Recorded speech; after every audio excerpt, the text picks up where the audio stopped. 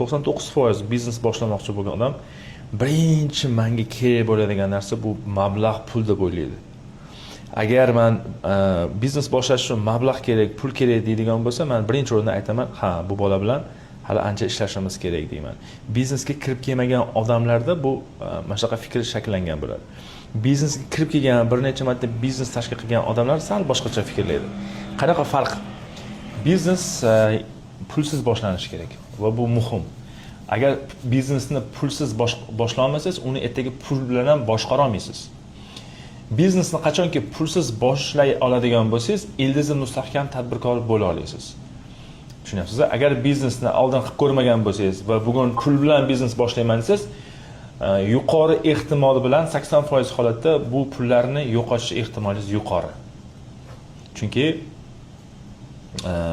hamma odam ham biznes boshlagan paytda birdaniga bu biznes